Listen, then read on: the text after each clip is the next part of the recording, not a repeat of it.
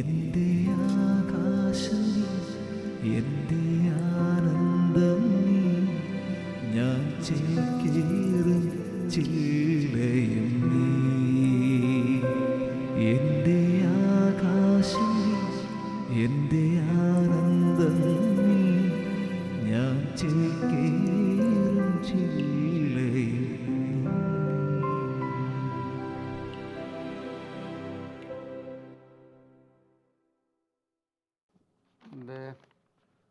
അച്ഛാ, ബോണി ഇതെന്തുവാ ഇത്? പോണേ ഈ പുസ്തകത്തിൻ ഇത് 8ാം ക്ലാസ്സിലെ സാമൂഹ്യശാസ്ത്ര പുസ്തകമല്ലേ? അത് പറഞ്ഞിട്ട് എന്നാ കാര്യം? ഇതിന്റെ തുടക്കം ഒടുക്കം അല്ല, എന്താ അച്ഛൻ ചെയ്യണേ? അതായത് ഇതിന്റെ ഒന്നാമത് ഇതെല്ലാം ഓർഡർ അല്ല. നടുക്കാൻ ശ്രമിക്കുകയാണ്. ഇതിപ്പോ 49ാമത്തെ പേജാണ് അച്ഛൻ്റെ കയ്യിൽ ആദ്യം ഇരിക്കുന്നത്. എന്താ ചെയ്യണ്ടേ? ഞാൻ ഹെൽപ്പ് ചെയ്യാം അച്ഛനെ. ശരിക്കും ഹെൽപ്പ് ചെയ്ത് ഒന്ന് തരാമെങ്കിൽ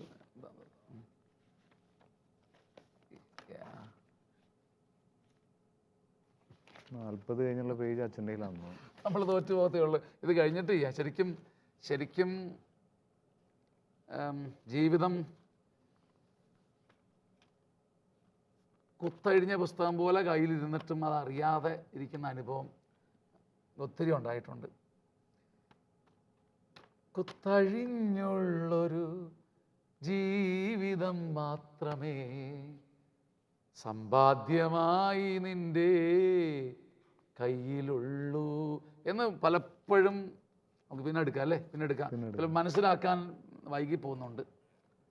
എനിക്ക് ഒരു ജോൺസൺ കുന്നപ്പള്ളി എന്നൊരു സഹോദരൻ എഴുതിയതൊരു വരി എൻ്റെ കൈ കിട്ടിയപ്പോഴാണ് ഞാനിത് ഓർത്തത്. ഇങ്ങനൊരു പുസ്തകവുമായി ബന്ധപ്പെട്ടിരുന്നപ്പോഴാണ്, ഒരു കഷ്ടപ്പാടിരുന്നപ്പോഴാണ് ഈ വരി കിട്ടിയത്. ന്യൂസിലാൻഡിൽ ജോലിയുള്ള മനുഷ്യനാണ്, നല്ലൊരു മനുഷ്യൻ. അദ്ദേഹം എഴുതിയൊരു വരിയാണ്. പക്ഷെ ആ വരി എൻ്റെ ജീവിതം പോലെ എനിക്ക് ചില കാര്യങ്ങളിൽ അതെൻ്റെ ജീവിതമായിട്ട് തോന്നിയുകൊണ്ട് ഞാൻ ആ വരി എഴുതി വെച്ചിട്ട് ഞാൻ അദ്ദേഹത്തിന് ട്യൂൺ ചെയ്ത് കൊടുത്തൊരു പാട്ടാണ് ഇന്ന് നമുക്ക് സംസാരിക്കാൻ ഓർത്തത്. കർത്താവ് ദാനമായി തന്ന ജീവിതം തിരികെ ചോദിച്ചാൽ കൊടുക്കേണ്ടതല്ലയോ? കടമായി ലഭിച്ച നിൻ ആത്മാവിനെ ഏൽപ്പിച്ചു കണക്കു നീ തീർക്കേണ്ടതല്ലേ? കർത്താവ് ദാനമായി തന്ന ജീവിതം തിരികെ ചോദിച്ചാൽ കൊടുക്കേണ്ടതല്ലയോ? കടമായി ലഭിച്ച നിൻ ആത്മാവിനെ ഏൽപ്പിച്ചു കണക്കു നീ തീർക്കേണ്ടതല്ലേ? ഈ പലരും ഈ ലോണൊക്കെ എടുത്തു കഴിയുമ്പോഴേ, ഹൗസിംഗ് ലോണും ഓരോ കാര്യത്തിനു വേണ്ടി ബാധ്യതയായി കഴിയുമ്പോൾ അത് എങ്ങനെയെങ്കിലും ഒന്ന് തീർക്കണമെന്നും പറഞ്ഞ് ഇങ്ങനെ നടക്കാറുണ്ട്. തീർന്നു കഴിയുമ്പോൾ അവർ പറയും, ഓ ആശ്വാസമായി. പക്ഷെ അപ്പോഴും ഒരു വലിയ കടം ബാക്കി നിൽക്കുകയാണെന്ന് ഓർമ്മിപ്പിക്കുകയാണ് ഈ പാട്ട്. ബോണി എന്ന് പറഞ്ഞപ്പോൾ ഞാനൊരു കാര്യം ഓർക്കുകയായിരുന്നു. നമ്മുടെ ലോകരാജ്യങ്ങളിൽ ഒരു ഭാരം ഓർക്കുകയായിരുന്നു. നിയമാവർത്തനം 8:12 പറയുന്ന പോലെ നമ്മളിവിടെ നിന്ന്, നാട്ടിൽ നിന്ന്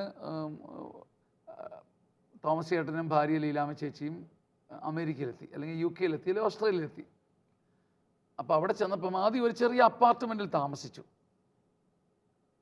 അത് കഴിഞ്ഞപ്പം അപ്പുറത്തെ സെലിനും ഡൊമിനിക്കും അവർ നല്ല വീടെടുത്തിരിക്കുന്നു. അപ്പോൾ 2 പേർക്കും ജോലിയായപ്പോൾ ഇവർ 3 മുറി ബെഡ്റൂമിൻ്റെ ഒരു വീടെടുത്തു.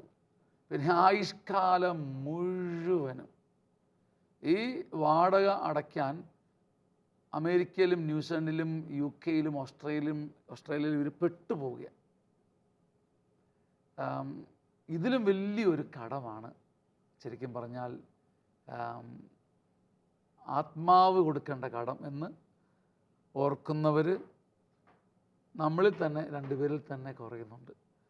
എൻ്റെ ആത്മാവിനാണ് എൻ്റെ ശരീരത്തേക്കാൾ വിലയെന്ന് ഞാൻ എപ്പോഴൊക്കെ ചിന്തിക്കുന്നുണ്ട് എന്ന് എന്നോട് ചോദിച്ചാൽ എൻ്റെ ഉത്തരത്തിലൊരു തട്ടുമുട്ടലുണ്ട്.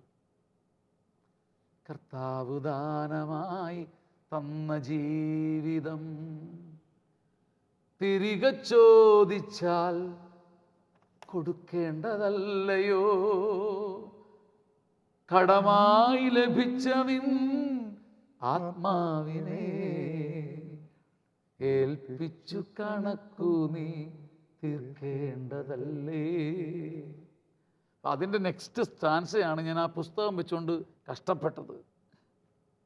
തിരിഞ്ഞൊന്നു നോക്കവേ ഇക്കാലമെത്രയും എന്താണു നന്മയായി നീ ചെയ്തതിന്ന്. ടി വി ഒന്ന് ഓഫ് ചെയ്തിട്ടാണെങ്കിലും ഒന്ന് പുറകോട്ട് നോക്കുന്നത് നല്ലതാണ്. ഒന്ന് പുറകോട്ട് പോട്ടെ കണ്ണുകൾ, അങ്ങ് പുറകോട്ട് ഓർമ്മ വെച്ച നാൾ മുതൽ ഇവിടം വരെയുള്ള ജീവിതം. ഇപ്പോൾ 27 വയസ്സ്, ഇപ്പം 46 വയസ്സ്, 49 വയസ്സ്, 74 വയസ്സ്. ടി വി അങ്ങ് ഓഫ് ചെയ്തു, ഒന്ന് പുറകോട്ട് നോക്കിക്കേ. തിരിഞ്ഞൊന്നു നോക്കവേ ഇക്കാലമെത്രയും എന്താണു നന്മയായി നീ ചെയ്തതിന്ന്. കുത്തഴിഞ്ഞുള്ളൊരു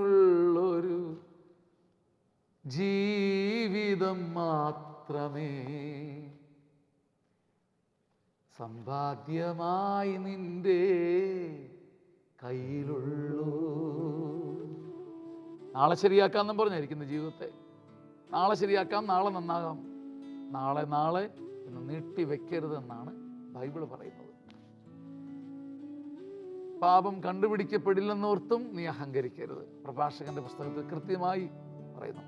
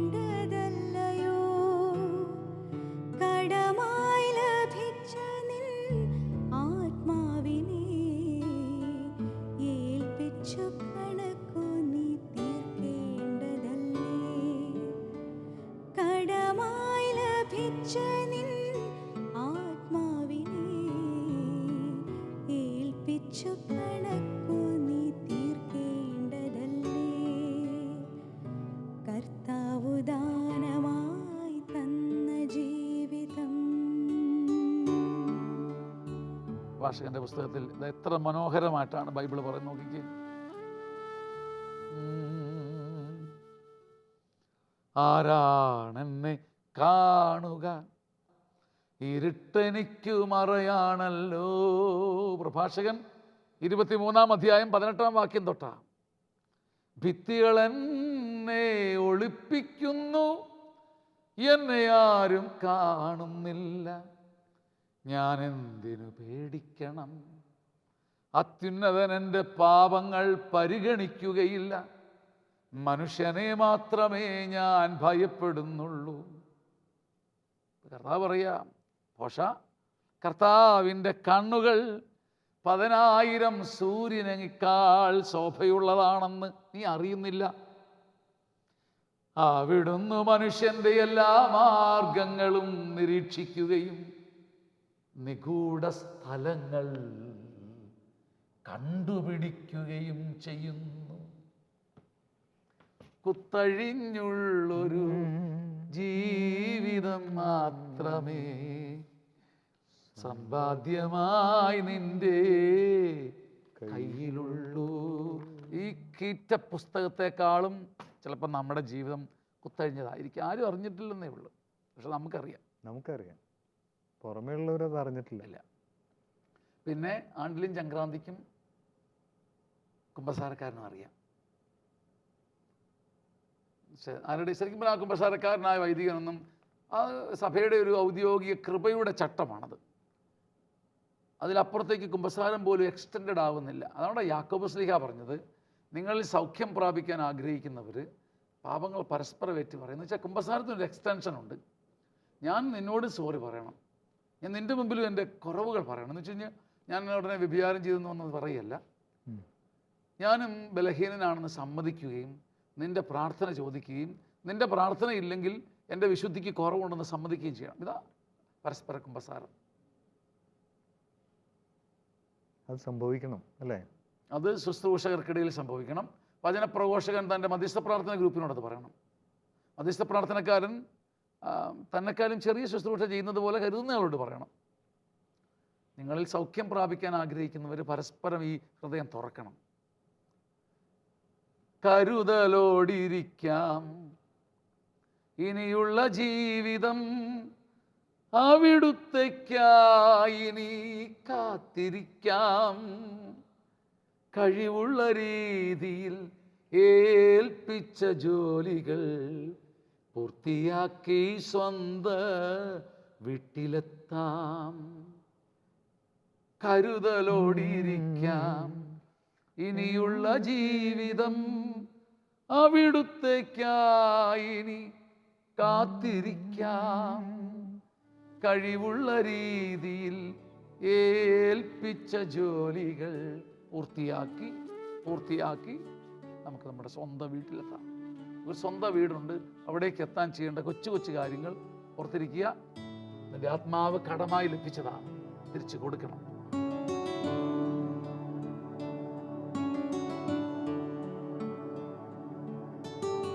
കരുതലോടിരിക്കാം, ഇനിയുള്ള ജീവിതം അവിടുത്തേക്കായി ഇനി കാത്തിരിക്കാം.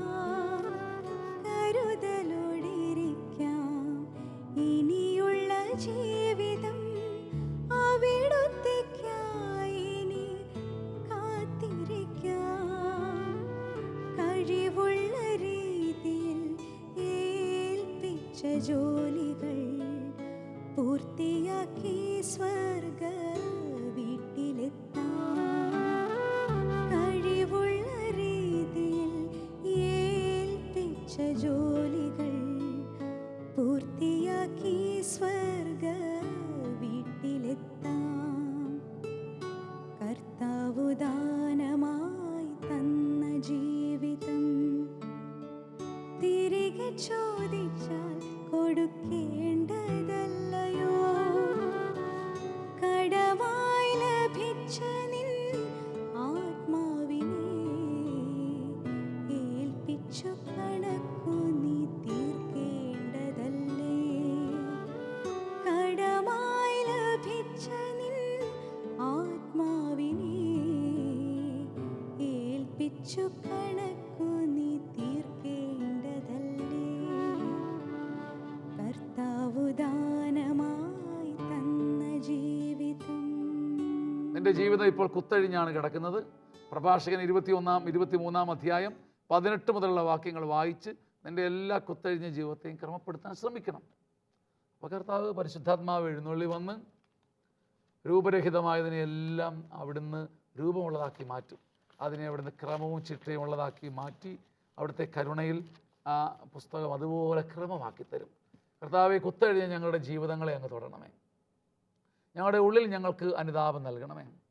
കർത്താവെ, ജീവിതാന്ത്യം ഞങ്ങളെ അലട്ടുന്നുണ്ടെങ്കിലും ഞങ്ങൾക്ക് അനുതാപം ഉണ്ടാകുന്നില്ല. കർത്താവെ, ജീവിതാന്ത്യം ഞങ്ങളെ അലട്ടുന്നുണ്ടെങ്കിലും ഞങ്ങൾക്ക് അനുതാപം ഉണ്ടാകുന്നില്ല. ആയതിനാൽ ഞങ്ങളുടെ ജീവിതത്തിൻ്റെ അന്ത്യമോർത്ത് ക്ഷമിക്കാനും അനുതപിക്കാനും ഞങ്ങളെല്ലാവരെയും പഠിപ്പിക്കണമേ. ഞങ്ങളുടെ ജീവിതം എത്ര നീളുമെന്ന് ഞങ്ങൾക്ക് അറിഞ്ഞുകൂടല്ലോ. അഹങ്കരിക്കാതിരിക്കാൻ ഞങ്ങളെല്ലാവരെയും പഠിപ്പിക്കണമേ. ആമേൻ. ആമേൻ.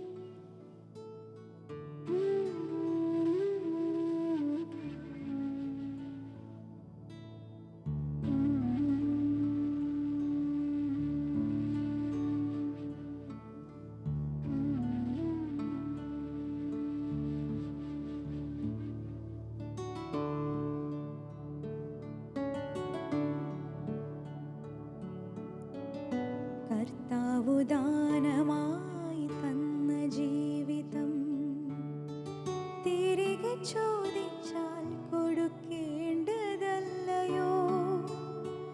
കടമായി ലഭിച്ച നിൻ ആത്മാവിനെ ഏൽപ്പിച്ചു കണക്കു നീ തീർക്കേണ്ടതല്ലേ? കടമായി ലഭിച്ച നിൻ ആത്മാവിനെ ഏൽപ്പിച്ചു കണക്കു നീ തീർക്കേണ്ടതല്ലേ? കർത്താവു ദാനമായി തന്ന ജീവിതം തിരികെ ചോദിച്ചാൽ കൊടുക്കേണ്ടതല്ലയോ?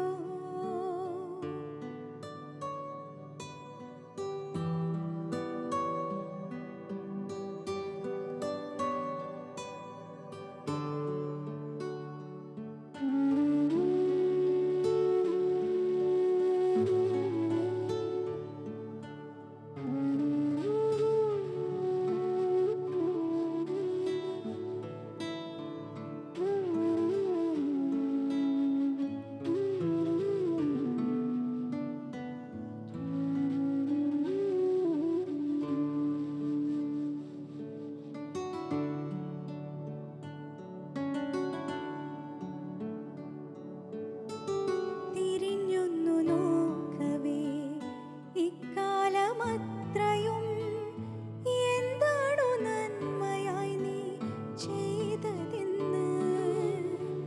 തിരിഞ്ഞൊന്നു നോക്കവേ ഇക്കാലമത്രയും എന്താണു നന്മയായി നീ ചെയ്തതെന്ന്. കുത്തഴിഞ്ഞുള്ളൊരു ജീവിതം മാത്രമേ സമ്പാദ്യമായി നിന്റെ കയ്യിലുള്ളൂ. കുത്തഴിഞ്ഞുള്ളൊരു ജീവിതം മാത്രമേ സമ്പാദ്യമായി നിന്റെ കയ്യിലുള്ളൂ. കർത്താവു ദാനമായി തന്ന ജീവിതം തിരികെ ചോദിച്ചാൽ കൊടുക്കേണ്ടതല്ലയോ? കടമായി ലഭിച്ച നിൻ ആത്മാവിനെ ഏൽപ്പിച്ചു കണക്കു നീ തീർക്കേണ്ടതല്ലേ? കടമായി ലഭിച്ച നിൻ ആത്മാവിനെ ഏൽപ്പിച്ചു കണക്കു നീ തീർക്കേണ്ടതല്ലേ? കർത്താവു ദാനമായി തന്ന ജീവിതം.